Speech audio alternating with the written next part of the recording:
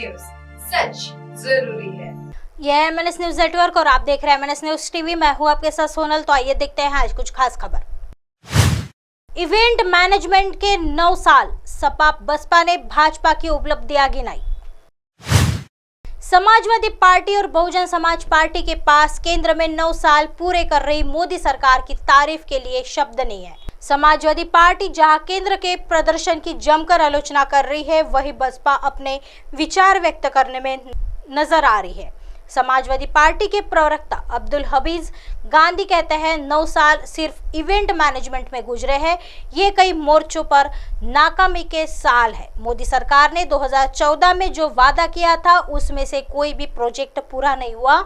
100 smart city अभी भी सपना है, जबकि मेक इंडिया एक नॉन स्टारर बना हुआ है। उन्होंने कहा अब सरकार में कोई भी किसान की आय दोगुनी करने की बात नहीं करता है। केंद्र सरकार ने 2022 तक किसानों की आय दोगुनी करने का वादा किया था। नफरत की राजनीति पर भी कोई रोक नहीं है। नौकरियां पैदा करने में सरकार पूरी तरह विफल रही है। चुनाव जीतना मोदी सरकार की एकमात्र प्राथमिकता है।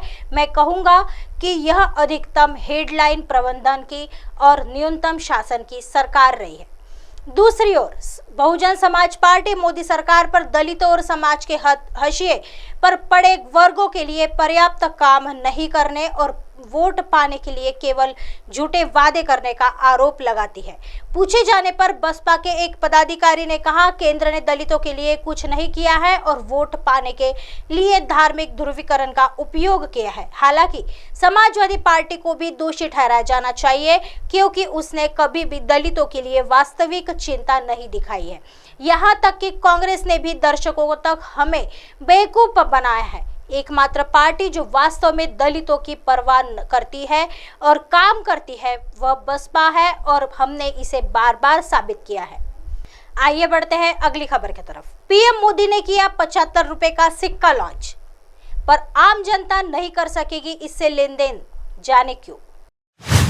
केंद्र सरकार ने नए संसद भवन के उद्घाटन का जश्न मनाने के लिए 75 रुपए का स्मारक सिक्का जारी करने का फैसला किया था। प्रधानमंत्री नरेंद्र मोदी ने नई संसद का उद्घाटन करने के बाद 75 रुपए का नया सिक्का भी लॉन्च कर दिया है। मगर ये 75 रुपए का सिक्का आम आदमी जनता के लिए नहीं होगा। आम लोग इससे लेन देन नहीं कर पाएंगे। आगे जानिए इसका कारण क्या है। 75 रुपए का सिक्का लीगल टेंडर होगा या नहीं।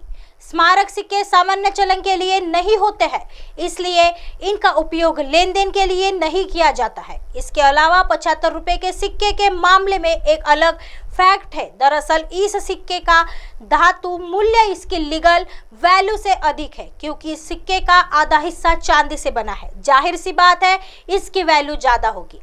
यह है सिक्के की फीचर्स। 75 रुपए के सिक्के का व्यास 44 मिलीमीटर है और यह 50% चांदी, 40% तांबा, 5% निकल और 5% जस्ता से बना हुआ है। इसका स्टैंडर्ड वजन 35 ग्राम है। सिक्के के फ्रंट पर अशोक स्तंभ का प्रतिष्ठित शीर्ष है, जिसके नीचे देवनागरी लिपि में सत्यमेव जयते लिखा हुआ है। सिक्के पर पीछे की तरफ से संसद परिसर की छवि बनी है, जिसके साथ ऊपरी परिधि पर देवनागरी लिपि में संसद संकुल लिखा है। आपको मिल सकता है ये सिक्का। जो लोग इस खास सिक्के को हासिल करना चाहते हैं वे securities of printing and minting corporation of India limited की वेबसाइट से प्राप्त कर सकते हैं। भारतीय रिजर्व बैंक के अनुसार सिक्का अधिनियम 2011 की धारा 6 के तहत भारत सरकार द्वारा जारी किए गए सिक्के भुगतान में या खाते में कानूनी निविदा होंगे, बशर्ते कि सिक्का खराब न हुआ हो और उसका वजन सही सिक्के से कम ना हो। आइए बढ़ते हैं अगली खबर की तरफ। अब पुरानी संसद का क्या होगा, ये आपके सवाल का जवाब। नए संसद भवन का उद्घाटन आज होने जा रहा है। अब सवाल उठने लग गया है कि पुराने संसद भवन का क्या होगा।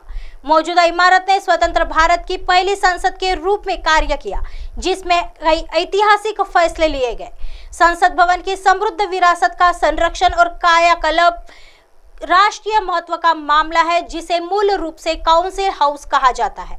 पुराने संसद भवन में शाही विधान परिषद थी और इसे भारत की लोकतांत्रिक भावना का प्रतीक माना जाता है। इसे ब्रिटिश वास्तुकार सर एडविन लुटियंस और हर्बर्ट बेकर ने डिजाइन किया था, जिसे बनाने में 6 साल लगे और यह 1927 में बनकर तैयार हुआ था। साल 1956 में मौजूदा संसद भवन में 2 मंजिलें जोड़ी गई थी। वही 2006 में भारत की 2500 वर्षों की समृद्ध लोकतांत्रिक विरासत को शोकेस करने के लिए सांसद संग्रहालय को जोड़ा गया था। मार्च 2021 में केंद्रीय आवास और शहरी मामलों के मंत्री हरदीप सिंह पुरी ने राज्यसभा को बताया था कि एक बार नया भवन तैयार हो जाने के बाद मौजूदा संसद की मरम्मत करनी होगी और वैकल्पिक उपयोग के लिए उपलब्ध करना होगा, लेकिन इस पर कोई व्यापक विचार नहीं किया गया है। बताया जा रहा है कि पुरानी बिल्डिंग को तोड़ा नहीं जाएगा। मौजूदा संसद भवन का निश्चित रूप से संरक्षण किया जाएगा, क्योंकि यह देश के लिए एक पुरातात्विक संपत्ति है। मौजूदा संसद भवन को भी एक संग्रहालय में परिवर्तित किया जा सकता है। अगर ऐसा हुआ तो भवन को आमजन के लिए खोला जा सकता है, ताकि वे लोकसभा और राज्यसभा चैम्बर्स का अनुभव कर सके।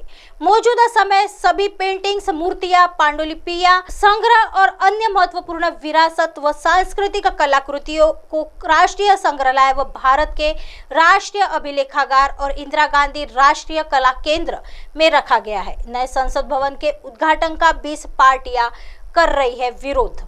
नए संसद भवन का उद्घाटन पीएम मोदी कर रहे हैं। इस वजह से विपक्ष विरोध कर रहा है। कांग्रेस, लेफ्ट, टीएमसी, सपा और आम आदमी पार्टी सहित 20 विपक्षी पार्टी ने एक साथ आकर उद्घाटन का बहिष्कार करने का ऐलान किया है। इन पार्टियों का कहना है कि राष्ट्रपति द्रौपदी मुर्मू को नए संसद भवन के उद्घाटन के लिए क्यों नहीं आमंत्रित किया गया है। नए कॉम्प्लेक्स में भारत की लोकतांत्रिक विरासत को शोकेस करने के लिए एक भव्य संविधान हॉल, संसद सदस्यों के लिए एक लाउंज, एक पुस्तकालय, कई समिति कक्ष, डाइनिंग एरिया और पर्याप्त पार्किंग स्थान भी है। ऐसे ही दिन भर की तमाम बड़ी खबरों से आपको रूबरू कराएंगे। तब तक बने रहिए एमएनएस न्यूज के साथ। नमस्कार।